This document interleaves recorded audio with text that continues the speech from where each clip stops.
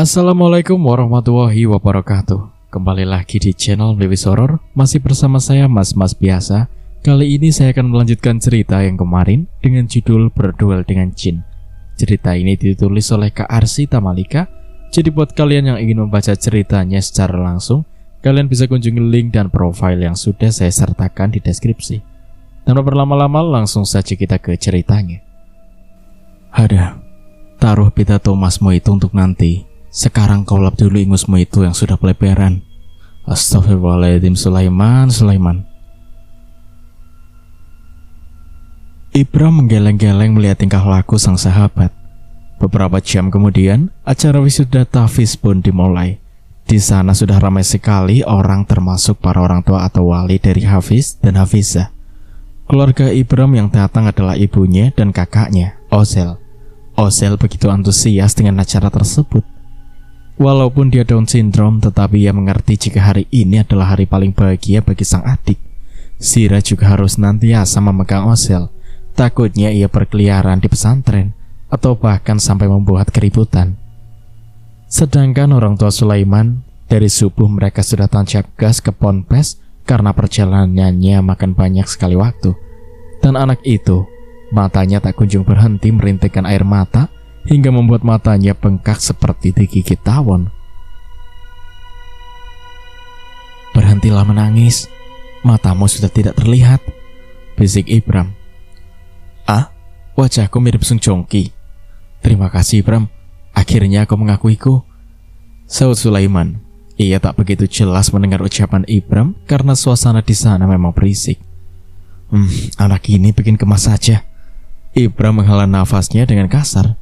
Tak berselang lama tibalah acara di mana semua santri yang sudah lulus itu dipanggil naik ke panggung untuk dipakaikan selempang yang bertuliskan nama serta jumlah juz hafalan mereka.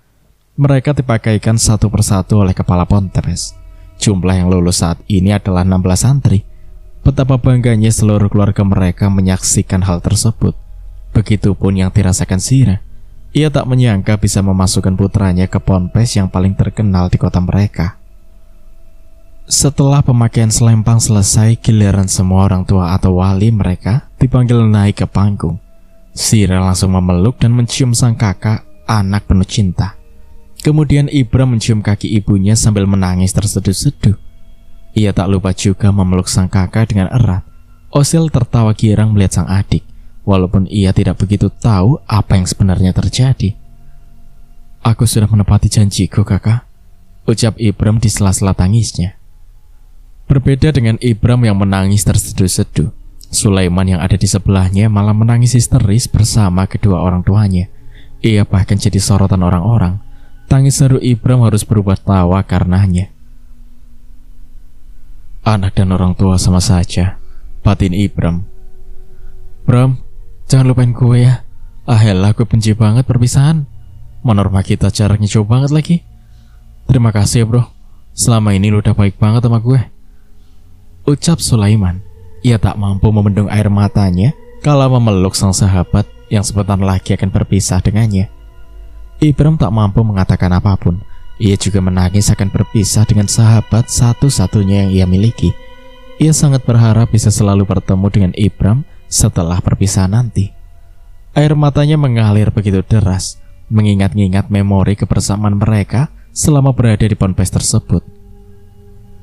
"Ngomong Ib, jangan diem doang," tegur Sulaiman. "Gue gak bisa berkata-kata, Iman." Sira dan ibu Sulaiman sama-sama mengelus pundak sang anak. Setelah melepaskan dekapannya, Sulaiman memukul keras pundak Ibram karena ia kesal akan berpisah dengannya. Berpisah dengan orang yang disayangi memang sangat menyakitkan. Semua pakaian mereka sudah rapi di dalam koper masing-masing. Kasur Sulaiman dan Ibram juga sudah rapi dan tak berpenghuni lagi. Kasur dan lemari mereka yang ada di asrama itu akan menjadi saksi bisu perjuangan mereka menuntut ilmu di sana. Setelah ini, Afdal dan Daus akan kesepian. Mereka berdua belum juga mengatakan sesuatu pada Ibram dan Sulaiman sejak dari pagi. Sebenarnya, di lubuk hati mereka yang paling dalam, mereka bersedih akan kelulusan mereka berdua.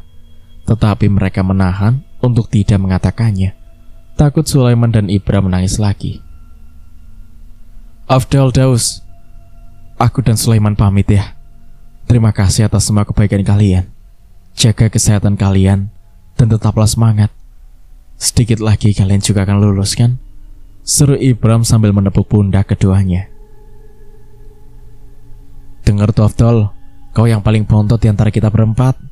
Cepet ngebut, nanti kau sendirian di sini. Si Daus lulus duluan. Ledek Sulaiman sambil terkekeh-kekeh. Jangan dengerin si Iman, jangan dipaksakan. Lakukan semampumu saja. Bagaimana kalau kau sakit? Nanti hafalanmu tidak bertambah. Nasihat Ibram. Afdal hanya mengangguk pelan. Kemudian tubuhnya dipeluk oleh Ibram. Hal itu membuat matanya berkaca-kaca setelah memeluknya.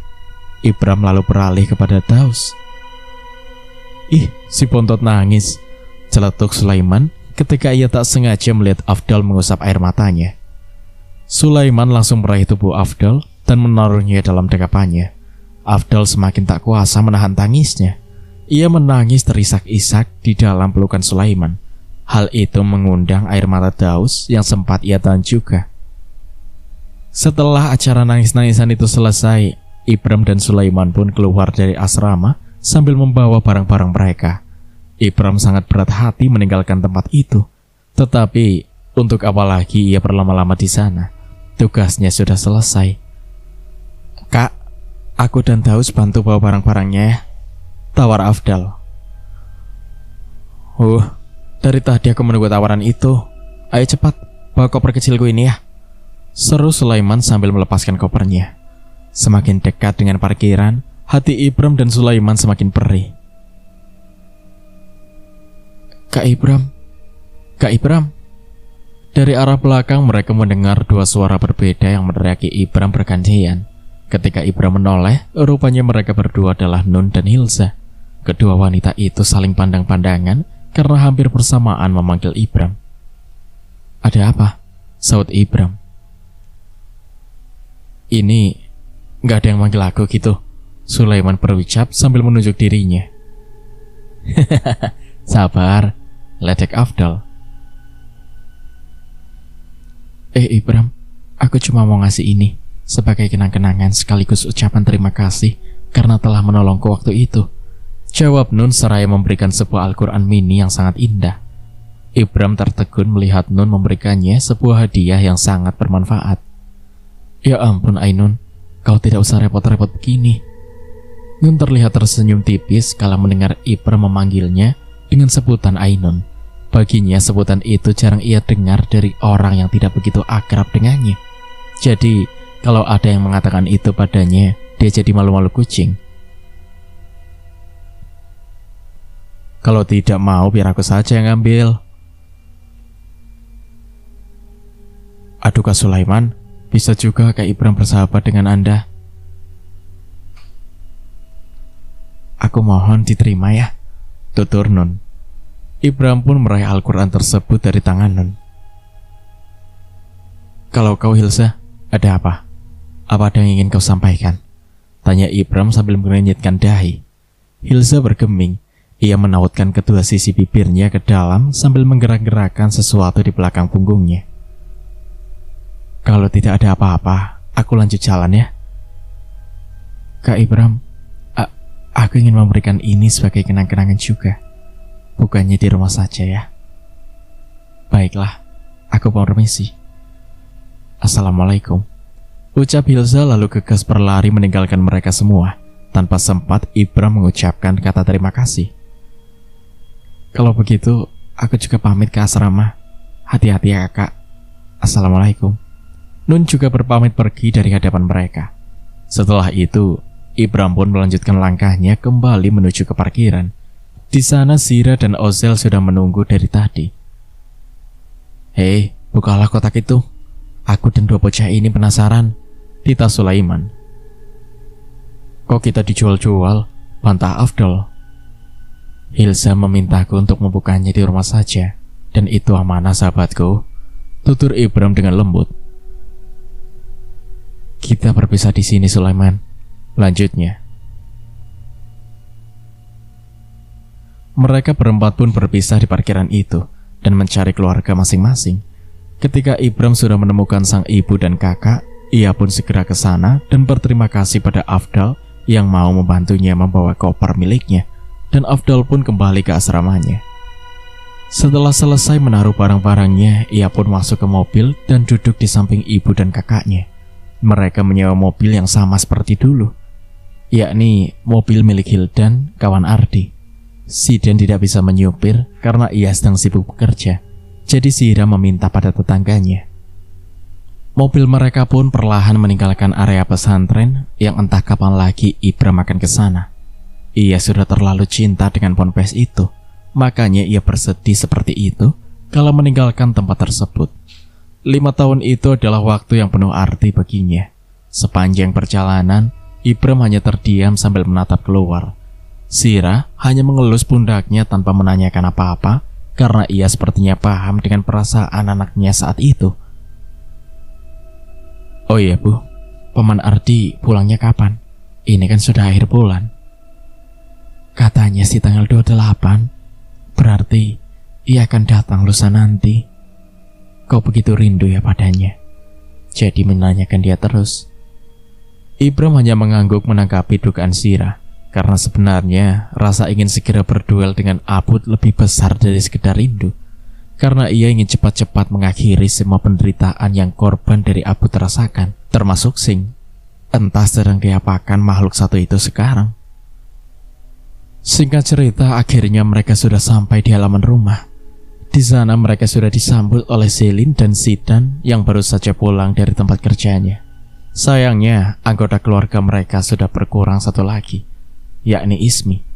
Nenek Ibram sudah meninggal ketika Ibram baru 2 tahun masuk pesantren. "Masya Allah, ponakanku yang sangat tampan dan soleh ini sudah balik lagi. Ya ampun, kau wangi sekali," ujar Selin sambil memeluk Ibram dengan hangat. "Masih tampanan aku juga. Jangan terlalu percaya diri, Zidan. Kau tidak tampan. Soalnya sampai sekarang pun kau belum ada yang naksir kan?" ledek Selin. "Bukan begitu Kak Selin, yang ada malah banyak yang ngantri, jadi membuatku kesulitan pilih yang mana," sanggahnya. "Mungkin Paman Zidan naksir sama Ustazah Sarah," celetuk Ibram. "Hei Kutubras, lebih baik kau mundur. Sholat pun kau kadang telat. Bagaimana mau membangun rumah tangga bareng dia?" timpal Selin. Siapa yang mengolok adik laki-lakiku? Aku setuju kok dengan itu. Ya, walaupun mustahil." Ucapan Zira akan membuat Zidan dibawa terbang ke atas lalu dijatuhkan. Mereka berempat pun segera masuk ke rumah, karena sebentar lagi akan maghrib. Tak lupa juga Zira berterima kasih pada tetangganya itu karena sudah membantunya. Sekitar jam 9 malam, keempat manusia yang berada di dalam rumah itu dikejutkan oleh ketukan dari pintu depan. Selin pun beringsut dari tempatnya dan membuka pintu. Tetapi Selin bingung karena tak ada orang-orang di luar. Ketika ia tutup lagi dan berjalan ke sofa, pintunya kembali terketuk. Kejadian itu membuat Selin berdecak kesal. "Siapa Selin? Kok nggak kamu bukain pintu?" tanya Zira. "Tadi sudah kok, tapi nggak ada orang-orang. Mungkin cuma orang iseng. Udah biarin aja," ketus Selin. "Hantu kali tuh," sambung Zidan. Zira pun berjalan mendekati pintu depan dan melihat siapa yang iseng malam-malam begini.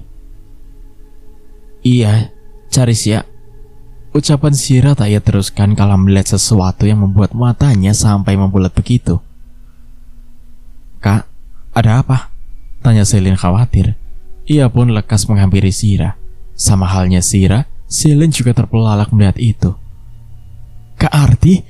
teriak Selin, lalu ia tersenyum lebar. Ibram yang mendengar nama Ardi itu segera menoleh ke arah mereka berdua. "Apa aku tidak dipersilahkan masuk?" tanya Ardi. Mereka berdua pun segera membuka jalan untuk Ardi masuk ke dalam rumah mereka. "Kau ini, kenapa kau bilang akan datang tanggal 28? ujar Zira. "Surprise Kak Zira," tawa Ardi. Ibram segera berdiri dan mencium punggung tangan Ardi. Perasaannya semakin menggebu-gebu ketika melihat Ardi berdiri di hadapannya sekarang, karena itu berarti sebentar lagi ia akan berduel dengan Alabuddin. "Wah, kau sudah besar dan sangat tampan sekarang. Kau bahkan sudah memiliki kumis tipis seperti ayahmu dulu. Kalau aku tidak suka memakai kumis, karena aku akan semakin terlihat seperti om-om. 38 tahun. Puji Ardi. Terima kasih paman. Kenapa paman betah juga menjomblo seperti paman Zidan dan tante Selin? Begitu banyak orang-orang yang aku sayangi pergi, dan itu membuatku sakit hati yang berkepanjangan. Jadi, aku takut menjalin hubungan dengan wanita lain. Tapi rasa takut itu perlahan menghilang. Oh begitu ya paman. Bagaimana kalau paman tidur di kamarku saja bareng Kak Osil malam ini? Aku ingin menceritakan sesuatu. Sesuatu apa tuh? Beberapa minggu yang lalu, aku telah menghabisi Rook, anak pertama dari 3 jin kembar itu. Hah? Apa? Ardi terperangah mendengar apa yang baru saja Ibram katakan kepadanya. Ibram, sudah ya. Kehidupan kita sudah damai setelah kita tidak mengganggu makhluk itu. Ibu takut ada korban lagi. Jangan keras kepala, ucap Zira sedikit meninggikan suaranya karena jengkel dengan sikap Ibram. Dan aku mohon Ardi, kau jangan meladeni ucapan Ibram yang selalu mengarah ke jin itu. Lanjutnya, Ibram dan Ardi saling bersitatap ketika mendapatkan ocehan dari Zira. Kamu sih Bram, kan aku juga kena, batin Ardi. Sudah, ada oleh-oleh nggak nih kak? Ucap Zidan berusaha mencairkan suasana. Nggak ada, malas aku tuh bawa barang banyak-banyak. Tapi aku mau ngecek kalian semua keluar makan bakso. Mau nggak? Serius nih? Iya Zidan, ayo gas sekarang. Aku nggak ikut ya, kalian berempat saja yang pergi, tolak Zira. Ibu marah ya? Maafin Ibram kalau begitu, lirih Ibram sambil memasang wajah memelas. Motor di depan cuma ada 2. Ibu sama Osil emang mau ditaruh di mana? Kan masih ada mobil itu di depan, belum dibalikin. Jangan seenaknya pakai mobil orang. Kita sewa karena mau pakai buat jemput Ibram, bukan buat jalan-jalan. Sudah kalian saja yang pergi, aku titip saja. Ardi dan Selin sama-sama menautkan bibirnya ke dalam karena menahan tawanya melihat Zidan diceramahi oleh Zira. Sedangkan Zidan membalas reaksi mereka dengan mencubit lengan mereka berdua. Mereka berempat pun lekas keluar dan menyalakan mesin motor untuk pergi ke warung bakso. Saat di luar, Ardi disapa oleh beberapa warga lainnya yang tak sengaja melintas di depan rumah Zira. Awalnya Ardi mengajak Selin berboncengan dengannya, tetapi Ibram malah membawa Selin ke boncengan Zidan. Ada apa Ibram?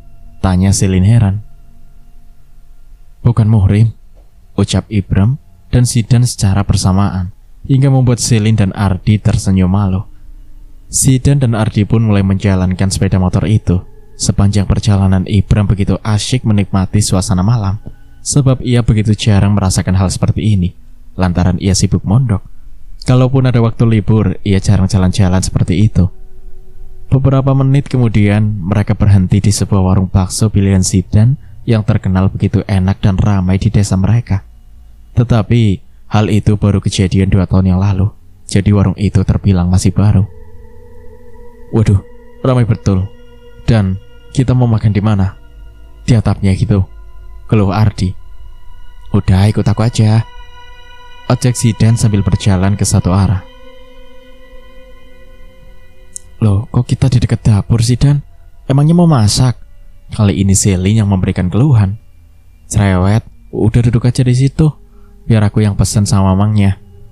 Zidan pun segera berjalan mendekati gang baksonya dan memesan 4 porsi bakso makan di tempat. Karena suasana di sana begitu ramai, alhasil mereka harus menunggu cukup lama. Di tengah kejenuhan itu, Ibram melihat ada yang aneh di warung bakso tersebut. Ia melihat ada 2 jin kerdil berwarna hijau yang melompat dari meja ke meja. Ia meneteskan liurnya yang cukup banyak di sidap mangkok orang. Ardi memegang pundak Ibram, lalu menatap Ibram dengan tatapan penuh arti, karena Ardi juga bisa melihat hal yang berbau gaib. Sepertinya ia paham dengan apa yang sedang Ibram lihat dari tadi. Beberapa saat kemudian, kedua jin kerdil itu melihat Ibram dan Ardi. Agaknya kedua jin tersebut menyadari kalau ada manusia yang melihatnya. Ibram langsung berdiri dengan cepat dan hendak melampah menghampiri jin tersebut. Namun langkahnya itu segera dicegat oleh Ardi. Selly yang melihat gelagat mereka jadi heran. Ia bertanya, tapi tak digubris-gubrisnya. Ardi mencoba menenangkan Ibram agar tidak melakukan kericuan di sana. Kemudian Ardi nekat berjalan ke area dapur.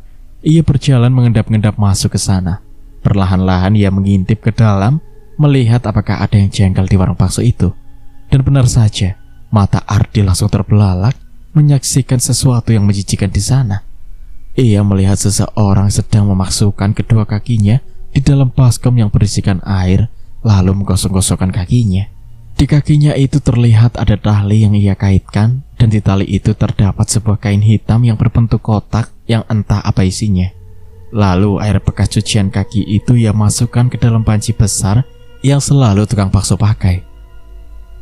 Ardi menelan salivanya dengan susah payah. Ia menutup mulutnya lantaran merasa mual melihat hal tersebut. Ia tak dilihat karena orang yang berada di dalam itu membelakanginya. Seseorang menepuk pundak Ardi hingga membuat Ardi berjengit kaget. Matanya semakin membulat, jantungnya seakan berhenti berdetak, dan aliran darahnya seperti berhenti bergerak. Ia menelan ludahnya sekali lagi. Tamatlah riwayatku, batin Ardi. Perlahan-lahan ia menolehkan kepalanya, melihat pemilik tangan yang memegang baunya itu. Apa yang kau buat di sini? Tanya Kang Bakso berbadan besar itu sambil memberikan tatapan nyalang. Saya mau numpang buang air. Ardi jadi kalang kabut dengan pertanyaan Kang Bakso itu. Lalu si Kang Bakso tersebut mendekatkan wajahnya ke Ardi dan mengatakan sesuatu pada Ardi dengan suara berbisik. Kalau kau berani memberitahu orang atas apa yang sudah kau lihat, kau akan menanggung akibatnya. Iya, jawab Ardi singkat. Pintar, lain kali jangan begitu ya ganteng. Mama gigit nih. Au, katanya sambil menoel dagu Ardi. Ardi semakin syok melihat kelakuan si tukang bakso itu. Badan doang gede, ternyata body. Najis banget, ujar Ardi. Sekujur tubuhnya bergetar karena rasa jijik.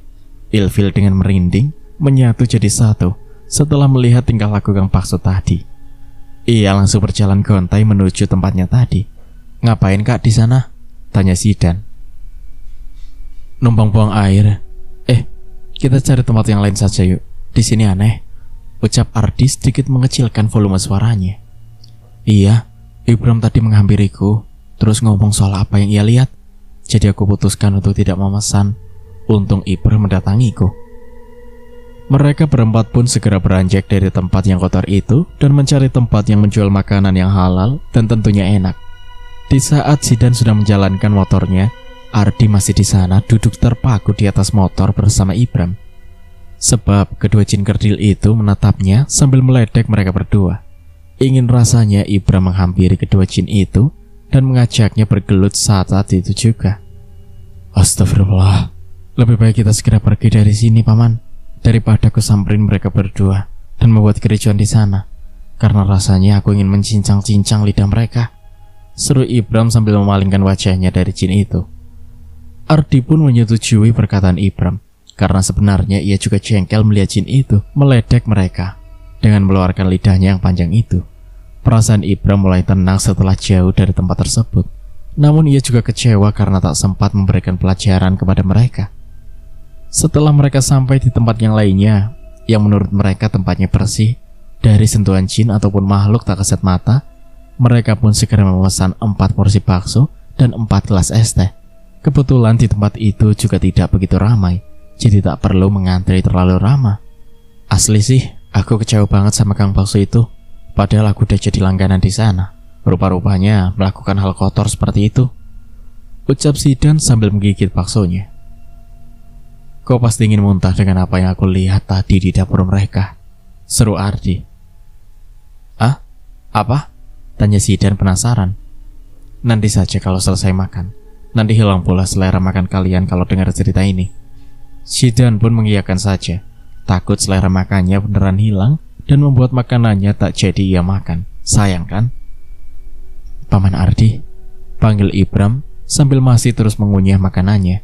Ardi merespon panggilan itu dengan mengeluarkan sedikit suara sambil menaikkan kedua alisnya, sebab mulutnya sedang penuh dengan makanan. Paman setuju tidak kalau aku berduel dengan Abud? Sontak Ardi langsung terbatuk-batuk karena tersedak. Selin segera mengeluarkan gelas yang berisikan es teh itu pada Ardi. Lalu Ardi menyeruputnya pelan-pelan. Kau ini bicara apa, Ibram? Ibumu sudah melarangmu kan? Jangan membantah, nanti ibumu marah, tegur Selin. Lagipun, emangnya kau bisa berhadapan dengan dia, Ib? Dia itu bukan sembarang jin loh. Tubuhnya sangat besar. Aku sering melihatnya. Berbeda jauh dengan para budaknya. Lebih baik kau jangan berurusan dengannya. Sayangi nyawamu dan orang-orang yang kau cinta sebelum kau merasakan apa yang aku rasakan selama ini, lanjut Ardi. Ibram tertegun. Ia membenarkan apa kata Ardi, tetapi ia sudah bertekad untuk membantu para budak Abud agar jiwa mereka terlepas dari genggaman itu. Terlebih lagi, Sing sangat menaruh harapan pada dirinya. Tapi ibu dan ayah paman dulu menghampiriku di dalam mimpi. Mereka memintaku untuk menolong mereka keluar dari alam jin itu, karena mereka hanya dapat siksaan dari Abud. Ibuku Ros dan ayahku Furqon. Iya, ada yang lainnya juga, seperti Aluna, Sabia, Yan, dan siapa? Paman, aku baru ingat kalau aku harus ke rumah lamaku untuk menghancurkan semua kertas-kertas mantra dan kepala tengkorak yang ada di gudang bawah tanah itu. Kalau tidak, aku takut ada korban lagi. Oh alah iya, kok kita bisa lupa satu itu ya? Waduh, emangnya sudah datang lagi yang pegang benda-benda itu? Tanya Ardi. Malah orangnya sudah meninggal, Paman. Ayahnya Nun, si santriwati yang selalu dirasuki Ruk karena ayahnya menyerahkan jiwa Nun sendiri pada Abud. Kasusnya sama dengan kakak Paman. Untungnya Ruk berhasil kulenyapkan, jadi nyawa anak itu terselamatkan. Jadi kita harus ke sana untuk menghancurkan segalanya yang berbau Abud yang masih ada di rumah itu. Bagaimana kalau besok kita ke sana? Usul Ardi. Buru-buru banget, Kak. Kakak baru balik loh. Istirahat saja dulu, serga Zelin. Enggak, Lin. Aku harus membereskan barang-barang itu. Bagaimana kalau besok lusa ada yang menemukannya lagi? Ya, nunggu Jumat aja lah, soalnya aku pengen ikut. Tempat kerja aku hari Jumat baru libur. Zidan mengeluh. Ia juga ingin ikut. Aku setuju sih sama Paman Ardi. Emangnya Paman Zidan ingin apa ikut ke sana? Kan kita cuma sekedar ambil barang itu lalu melenyapkannya. Mana tahu ada Abud di sana. Aku penasaran betul sama wajahnya. Gila kali lu Zidan. Orang-orang pada menghindari itu. Lu malah ngebet banget pengen lihat, celetuk Selin. Oke, aku sudah memutuskan kalau besok aku dan Ibram akan ke sana. Pasti kali ini Kak Zira tidak melarang, karena ini demi kebaikan banyak orang. Dia pasti mengerti. Niat Ardi sudah bulat untuk mendatangi rumah itu esok hari bersama Ibram. Besok aku pinjam motornya ya satu. Jangan pakai mobil orang gak enak. Biar aku juga yang balikin mobil Hidan besok. Sekalian bertandang ke rumahnya. Mana tahu ada kowe. Lanjutnya. Sip, seru Hidan. Keesokan harinya, Ardi dan Ibram pun sudah siap untuk pergi. Tetapi sebelum itu, ia mengantar Zidan dulu ke tempat kerjanya dan mengembalikan mobil milik Hidan. Sedangkan Ibram duduk di teras rumah menunggu Ardi pulang dari urusannya itu. Suara klakson mobil mengejutkan Hidan dan keluarganya yang sedang sarapan di dapur. Vini sang istri pun berdiri dan berjalan melihat keluar. Pasalnya suara klakson itu seperti suara klakson mobilnya. Ketika ia membuka pintu, benar saja, itu mobilnya. Ia segera membuka pagar untuk memberinya jalan masuk ke garasi. Lalu orang yang berada di dalam mobilnya itu menurunkan sedikit kacanya dan mengeluarkan uang 10.000 pada Vini. Makasih ya Mbak, sudah bantuin buka gerbangnya. Ini uang tipnya. Maksudnya apa ya? Ini mobil saya. Ya jelaslah saya buka gerbangnya, nggak perlu pakai upah segala. Ucap Vini sedikit kesal sekaligus bingung. Vini, kau ini dari dulu memang mudah marah ya. Entah apalah yang dinaksirin betul si Hidan itu ke kau, sampai ia ninggalin Trisa terus balikan sama lu. Ledek Ardi sembari keluar dari mobil. Lu Ardi anak Arab itu ya, yang pernah jadi primadona di sekolah. Sialan lu, gue kira siapa? Ujar Vini seraya memukul bahu Ardi. Ya jelas lah Hildan gamon sama gue, kan gue punya karisma. Lanjutnya, woi Kardi, tolong cepet ya, aku harus ke tempat kerjaan sekarang, teriak Zidan yang sedang duduk di atas motor menunggu Ardi. Ya udah, gue balik dulu, nitip salam sama Hidan, Ardi berucap sambil berjalan menghampiri Zidan. Lain kali kesini bertamu di. Siap. Jangan lupa kalau aku datang bertamu, sediain kue yang banyak, teriak Ardi seraya menunjukkan jari jempolnya. Setelah menunggu cukup lama, akhirnya Ardi pun sudah tiba kembali di rumah Sira. Ibram langsung tersenyum sumringah melihat kehadiran Ardi. Ia pun segera berjalan mendekati Ardi dan mendongakkan helmnya. Ibram, ingat, kalau urusan sama barang-barang itu sudah selesai, cepat pulang, detah Sira yang sebentar lagi juga akan berangkat kerja bersama Zelin. Insya Allah ibu, doain semoga Ibram dan paman Ardi baik-baik saja, ujar Ibram sambil mencium punggung tangan ibunya. Ketika Ibram hendak melepaskan tangannya, Sira malah semakin erat memegang tangan Ibram, seakan menahannya untuk tidak pergi. Lalu ia memberikan tatapan yang begitu dalam pada sang anak. Cukup lama ia seperti itu, membuat Ibram jadi heran sendiri. Kok perasaan ibu tidak enak ya? Akhirnya mulut Sira mengatakan sesuatu. Itu cuma perasaan ibu doang kali. Udah ya, Ibram mau pergi dulu. Assalamualaikum, sanggah Ibram lalu mencium pipi kanan Sira dan lekas menghampiri Ardi kembali. Hati-hati bawa motornya Ardi ya, seru Sira. Iya kak, tenang aja, balas Ardi sambil tersenyum manis. Sira masih berdiri mematung di tempatnya sambil terus melihat Ibram hingga Ibram berlalu pergi dengan Ardi. Ia mengelus dadanya, berusaha menenangkan hatinya yang mendadak gelisah akan sesuatu hal. Ia berharap firasat kali ini salah. Kemudian Sira duduk di pinggir teras dan menangkupkan dagunya. Kak, kau malah duduk di situ? Kita kan mau kerja. Entah Mamunah ngomel-ngomel loh. Gedek banget tahu kalau beliau sampai udah ngomel. Pengen langsung resign aja. Tapi untung alam bawah sadarku selalu menahanku untuk tidak mengatakannya. Tegur Zelin membuat Sira bercengit. Astaga, iya ya, kok aku malah membuang-buang waktu di sini. Ini karena mikirin Ibram. Aku jadi tidak fokus, ucap Sira sambil mengenakan helm. Zel, diam di sini dulu ya. Ibu anterin Tante Zelin dulu, baru kamu. Oke?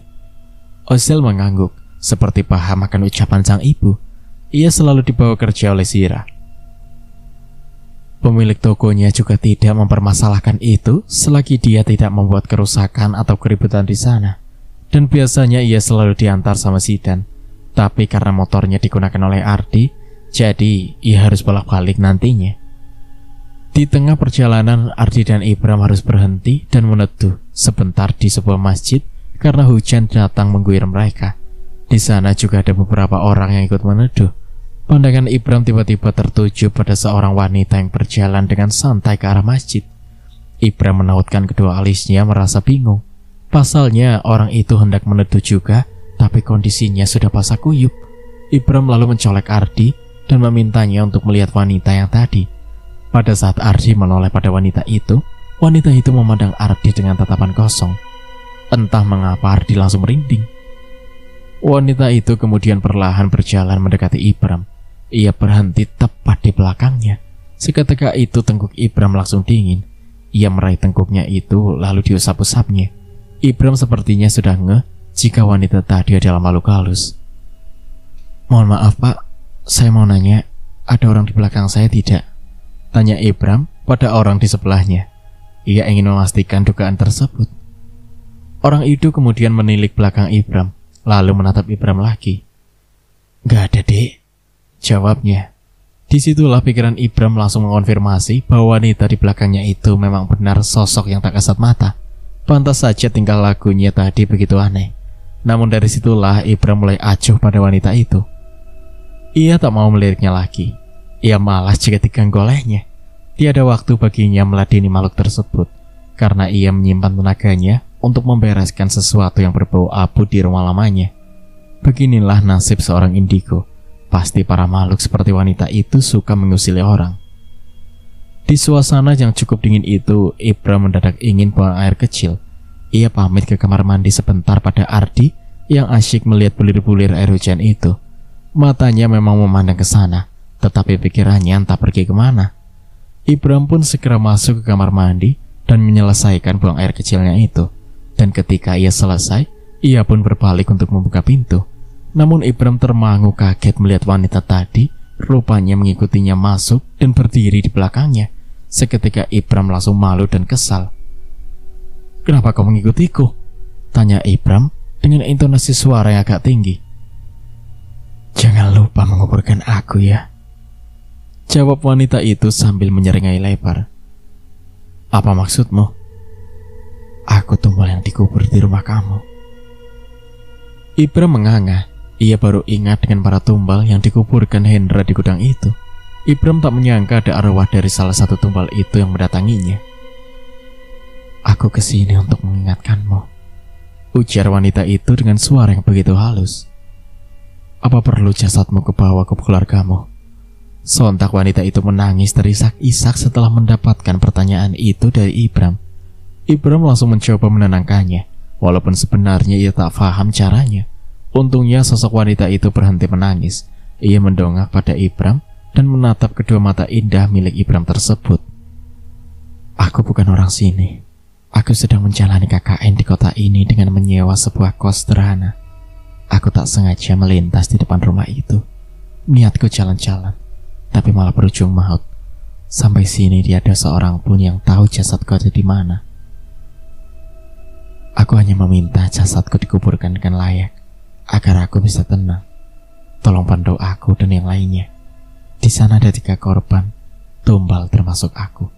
Kalau yang 2 itu laki-laki, sepertinya mereka berdua masih orang sini," terangnya dengan gamblang. "Terima kasih sudah mengingatkan aku. Apa kau tidak apa-apa jika aku tak memberitahu kerabatmu soal jasadmu ini?" "Sudah aku bilang dari awal, aku bukan orang sini. Aku harus menaiki pesawat untuk pulang ke rumah asliku." "Aku akan melapor ke polisi." "Kau serius ingin membantuku?" "Iya, tetapi setelah urusanku di rumah itu selesai. Oh ya, namamu siapa?" "Aku Deba. Kalau kerabatku sudah tahu dan dia tidak percaya kalau itu adalah tulang belulangku, kau tinggal bilang Jimmy.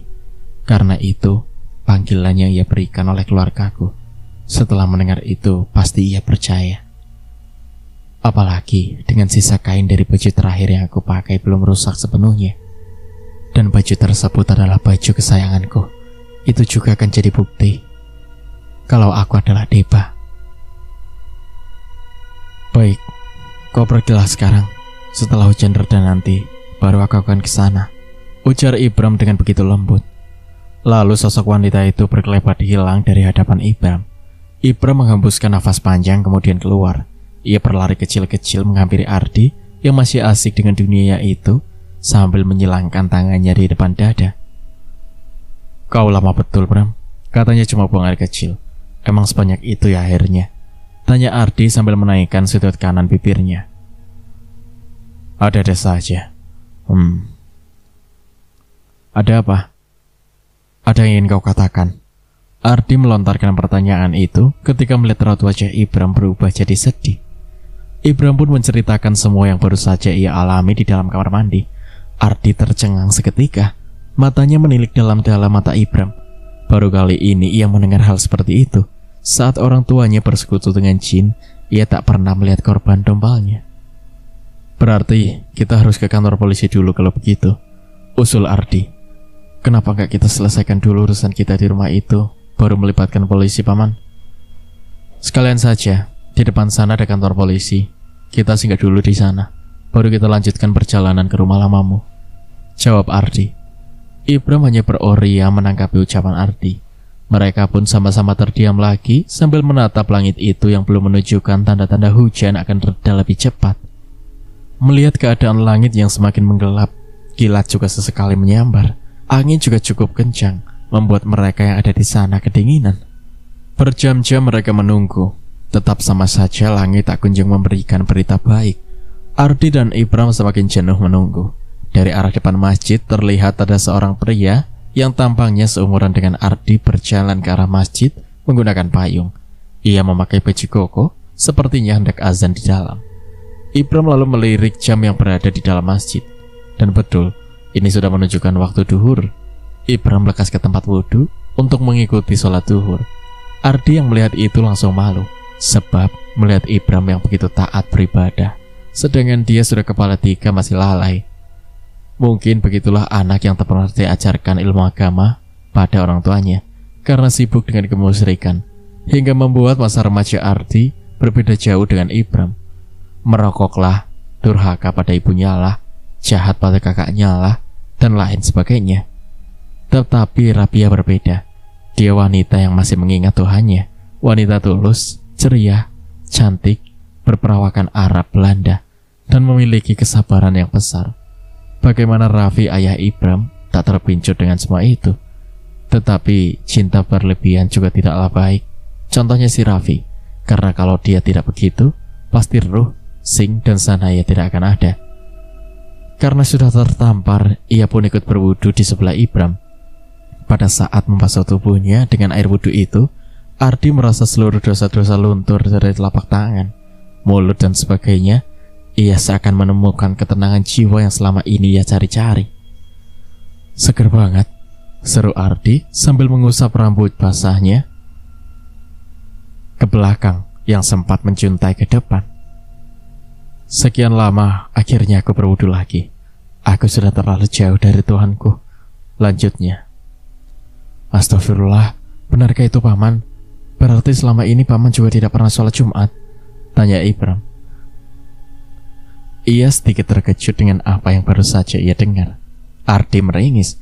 Ia begitu malu mengakuinya. Entah kenapa aku begitu malas. Pantas saja aura Paman agak gelap kalau dibandingkan dengan Paman Zidan. Paman lebih gelap, ungkap Ibram. Banyakin istighfar, zikir, dan bersolawat Paman. Mana tahu itu karena pengaruh dari jin itu. Tapi itu hanya dugaanku saja. Ardi mengangguk dengan pelan, lalu tersenyum pada Ibram. Kalau aku nanti punya anak, aku ingin dia sepertimu. Setidaknya masih ingat akan Tuhannya. Jangan seperti aku. Amin. Paman harus sering-sering bersyahadat sekarang. Soalnya, siapa saja yang meninggalkan 3 kali ibadah sholat Jumat tanpa uzur, niscaya ia ditulis sebagai orang kafir, nifak, atau munafik. Tambah Ibram. Masya Allah, kau ini membuatku kagum Ibram. Kau memang anaknya Kak Raffi. Dia sangat baik dan taat beribadah sebelum kakakku Rabia meninggal. Siap, aku akan melakukan apa yang kau katakan barusan. Ardi begitu kagum dengan ilmu yang dimiliki Ibram, hingga membuat matanya berkaca-kaca karena terharu. Ini belum seberapa Paman. Ya sudah kalau begitu, mari kita masuk. Pungkas Ibram sambil mengarahkan tangan kirinya ke masjid. Maaf Pak, bolehkah saya yang azan? Tawar Ibram sambil menundukkan sedikit tubuhnya agar lebih santun kepada yang lebih tua. Boleh, silakan. Saya senang sekali kalau ada anak muda yang mau azan. Kalau kau ingin jadi imamnya juga tidak masalah, jawab pria itu dengan senyuman lebar. Tampak jelas jika ia memang betul-betul senang dengan tawaran yang Ibram berikan. Ketika Ibram mulai azan, Ardi menutup matanya. Ia begitu menghayati lantunan azan Ibram yang begitu ramah masuk ke telinga pendengarannya. Bahkan orang-orang yang masih berteduh di luar sampai melirik ke dalam masjid, hanya sekedar melihat seseorang yang memiliki suara indah tersebut. Ardi tersenyum. Hatinya kian bertambah sejuk. Berulang kali ia mengucapkan Masya Allah akan mengakumannya pada anak Sira itu. Sira benar-benar berhasil mendidik anaknya. Ia kini memiliki 2 putra yang insya Allah menjadi penghuni surga. Andai Raffi tidak begitu terobsesi pada Rabia dan fokus kepada keluarga barunya, mungkin hidupnya begitu bahagia. Setelah melantunkan azan, Ibram pun mundur mencari posisi untuk dia melakukan sholat sunnah. Ia sempat melirik ke Ardi sambil tersenyum manis. Lesung pipi itu semakin membuat senyumnya begitu manis, hingga siapapun yang melihatnya akan senang. Ibram kembali menoleh tak kalah melihat Ardi yang tak berdiri untuk melakukan sholat sunnah. Nggak sholat sunnah Paman. Aku tidak tahu niatnya Ibram.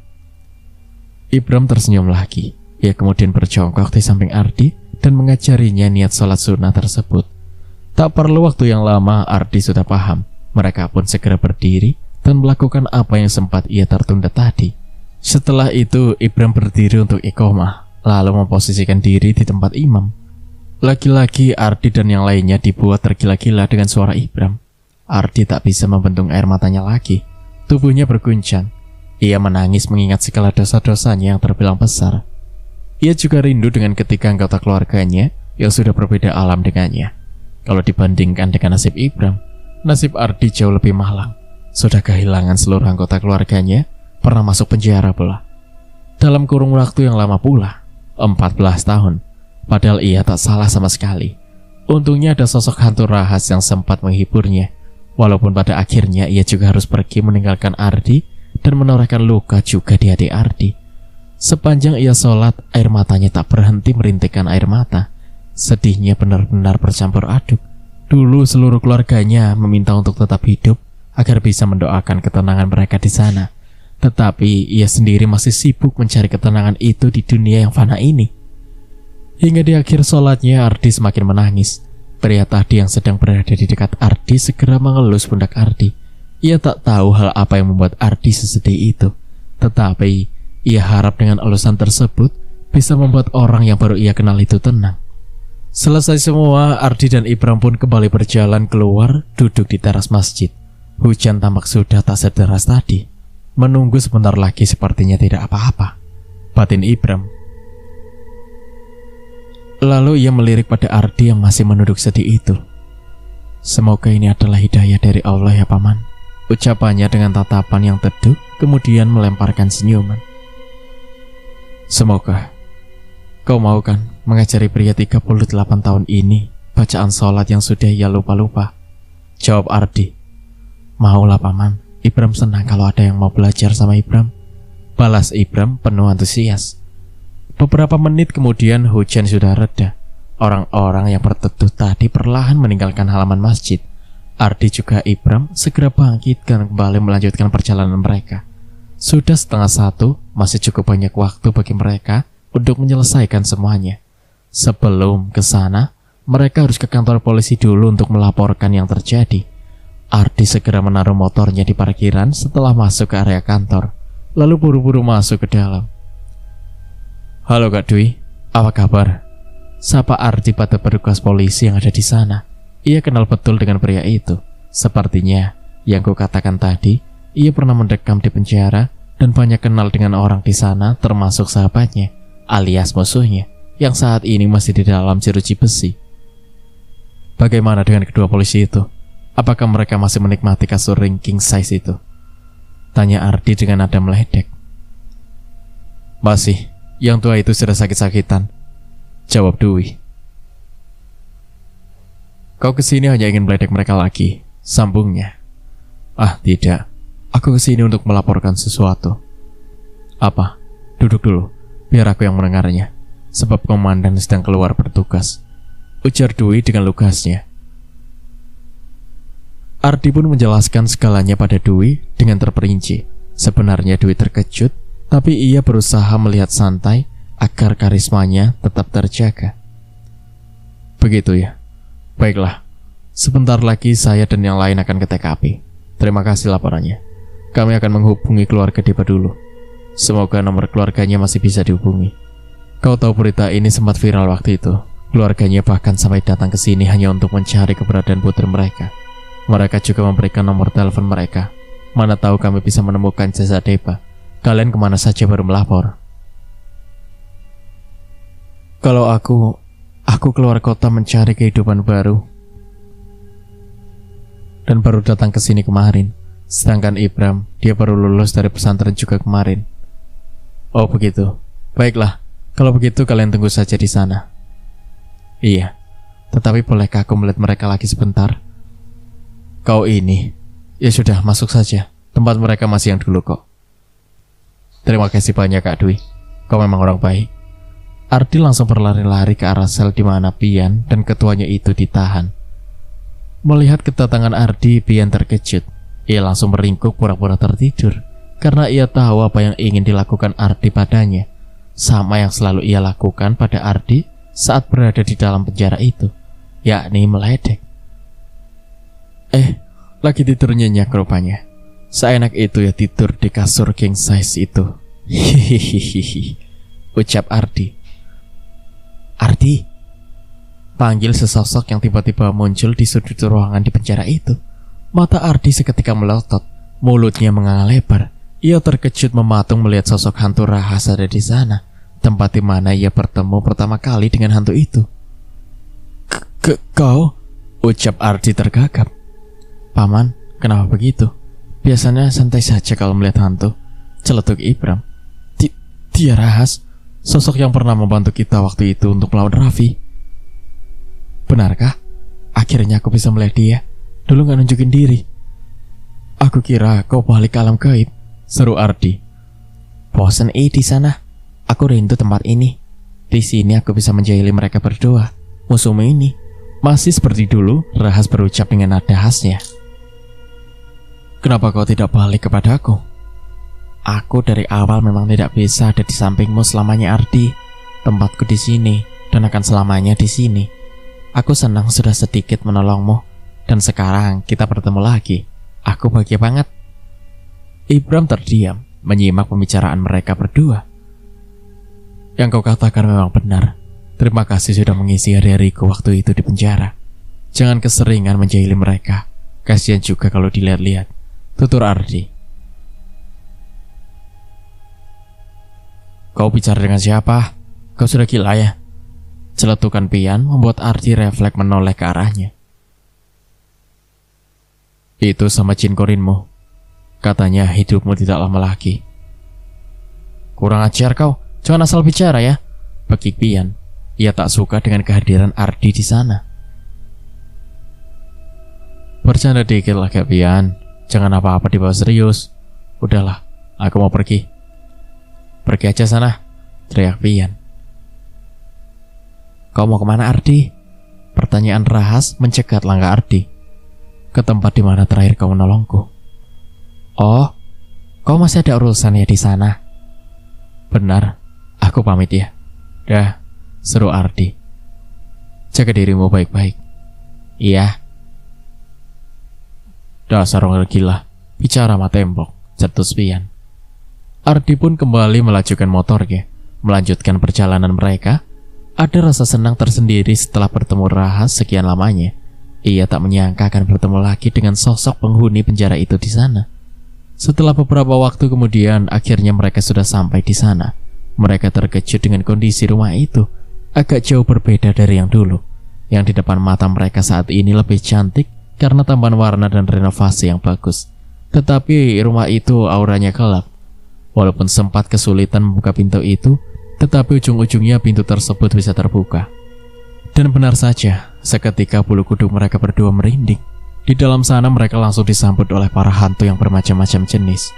Tidak seperti awal mata batinnya terbuka. Ibram yang sekarang sudah bisa menahan dirinya agar tidak melawan para hantu-hantu itu. Ada beberapa dari hantu itu yang menyapa Ibram. Walaupun sudah terbiasa dengan penglihatannya, Ardi tetap saja memiliki rasa takut-takut. Apalagi melihat hantu yang tampilannya begitu mengerikan. Mereka berdua tak langsung masuk ke gudang bawah tanah. Mereka berkeliling sejenak mengitari rumah itu.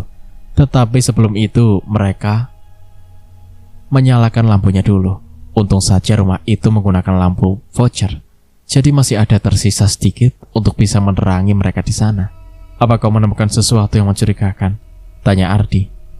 Tidak, lebih baik kita langsung saja ke gudang itu. Ardi mengangguk. Mereka berdua pun mengayunkan langkahnya ke arah pintu gudang bawah tanah tersebut. Setelah mereka buka, ternyata tempat itu masih sama seperti dulu, yang gelap. Apalagi sekarang tak ada penghuninya, jadi tak ada apapun yang menerangi tempat tersebut. Berbekalkan senter dari ponsel Ardi, mereka pun perlahan menuruni anak tangga. Posisinya Ardi di depan dan Ibram di belakang. Sedikit lagi mereka akan sampai di gudang bawah tanah itu. Tetapi Ardi malah menghentikan langkahnya. Ada apa, Paman? Tanya Ibram. Ardi menoleh sambil menelan ludahnya dengan susah payah. Tadi aku melihat sesuatu, jawab Ardi. Loh, emangnya kenapa? Paman takut. Entah kenapa, tiba-tiba aku merasa merinding. Ubun-ubunku terasa berdenyut-denyut. Perasaanku jadi tidak enak. Kalau begitu, mana ponselnya? biar aku yang berjalan di depan, ujar Ibram sambil mengulurkan tangannya. Ardi pun memberikan ponselnya itu dan membiarkan Ibram berjalan di depan. Entah apa yang membuat nyalinya seketika menciut. Setelah berhasil turun dari anak tangga tersebut, mereka melanjutkan langkahnya ke arah sebuah pintu lagi, yang dimana tempat itu dulu adalah tempat Raffi ayah Ibram selalu melakukan ritual dan melakukan hubungan terlarang bersama sosok makhluk halus. Suasana teramat gelap dan pengap sebab kurangnya ventilasi udara. Mata Ardi begitu liar memandang sekitar, perasaannya jadi was-was. Ia berdiri begitu dekat dengan Ibram karena ia takut terpisah oleh anak itu. Beberapa detik kemudian Ardi mengernyitkan dahinya lantaran Ibram masih terus berdiri di depan pintu tanpa membukanya. Ibram, kenapa tidak dibuka? Apakah pintu itu terkunci juga? Tanya Ardi. Jantungnya semakin berdegup kencang. Ibram pun perlahan menoleh dan menaruh ponsel itu sejajar dengan perutnya. Ibram kemudian menyeringai lebar pada Ardi dan memiringkan kepalanya ke kanan. Hal itu membuat Ardi semakin ketakutan. Matanya membulat sempurna. Jari-jari tangannya seketika terasa dingin. Nafasnya terdengar begitu memburu. Ibram, kau kenapa? Ucapnya dengan bibir bergetar. Bahkan bibirnya itu pun langsung memucat melihat Ibram yang tiba-tiba bertingkah aneh. Selangkah demi selangkah Ardi mundur menjauh dari Ibram. Walaupun lututnya bergetar hebat, tetapi ia tetap berusaha untuk menghindari dari Ibram. Dadanya kembang kempis seperti habis lari maraton. Setelah berada di depan tangga, ia langsung acir naik. "Oi paman, mau kemana? Aku cuma bercanda," bekik Ibram lalu terkekeh. Mendengar itu, Ardi terdiam mematung lalu menghembuskan nafas lega. Ia menjatuhkan dirinya di atas anak-anak tangga tersebut. Tubuhnya sudah basah karena keringat yang keluar begitu banyak. Walaupun sedikit kesal dengan apa yang diperbuat Ibram barusan, tetapi Ardi tidak memperpanjang masalah itu. "Kau hampir membuatku jantungan, Ibram. Lain kali jangan begitu," tegur Ardi. "Maaf paman." "Iya, Ibram tak akan mengulanginya," jawab Ibram sambil menggaruk kepalanya yang tak gatal itu. Ardi pun kembali berjalan mendekati Ibram sambil menyekap peluh keringatnya. Walaupun sempat dibuat ketakutan, apa yang dilakukan oleh Ibram tadi berhasil membuat ketakutan Ardi luruh. Ia jadi semakin berani sekarang. Setelah Ibram cek, rupanya pintu gudang itu tak memiliki gembok. Hanya ada tali yang kemudian dikaitkan pada paku di tembok sebelah pintu. Hal tersebut sangat menguntungkan bagi Ibram dan Ardi. Karena dengan begitu mereka tak perlu mengeluarkan banyak tenaga untuk membuka paksa pintu tersebut. Suara decitan pintu itu mengisi kesunyian yang ada di sana. Benar-benar sangat gelap. Mereka berdua akan kesulitan untuk melakukan sesuatu di dalam sana jika keadaan begitu gelap. Apalagi mereka hanya memiliki satu penerangan, karena Ibram belum pernah memiliki ponsel. "Paman, tolong pegang sebentar ponsel paman ya. Ibram mau naik ke atas bentar buat nyari sesuatu yang bisa digunakan untuk menerangi tempat ini. Mana tahu ada senter atau apapun itu," ucap Ibram sembari memberikan ponsel milik Ardi. "Kau jangan lama-lama," ditanya. "Iya paman," bongkas Ibram seraya melangkah keluar dari gudang itu. Di saat ia menaiki satu persatu anak tangga itu, sayup-sayup Ibram mendengar suara yang teramat halus memanggil namanya. Karena itu Ibram berhenti sejenak, mencoba menajamkan pendengarannya. Mana tahu tadi ia salah dengar. "Apa paman memanggilku?" teriak Ibram. "Ah tidak, cepatlah cari benda yang kau ingin cari," balas Ardi dengan teriakan pula. Karena merasa tak dipanggil oleh siapapun, Ibram memutuskan melanjutkan langkahnya kembali. Setelah sampai di atas, ia menghembuskan nafas panjang karena merasa segar dengan udara yang ada di luar. Karena tempat itu berada di dalam tanah, jadi tidak heran jika tempat itu pengap. Ditambah lagi, di dalam begitu gelap, semakin menambah kesesakan. Ibram tak buang-buang waktu. Ia lekas mencari sesuatu yang bisa menerangi tempat. Melihat dapur itu, Ibram jadi teringat masa lalunya. Kala ia minta, ia tak ingin jadi indigo, karena kehidupannya berubah drastis setelah mata batinnya terbuka di usianya yang ke-10 tahun. Padahal dulu dia anak yang periang. Ulang tahun yang diharapkan penuh sukacita malah jadi malapetaka. Tapi ada untungnya juga, karena keistimewaannya itu ia bisa menolong orang-orang. Cerita pun bersambung. Nantikan kelanjutan ceritanya di part berikutnya. Terima kasih. Wassalamualaikum warahmatullahi wabarakatuh.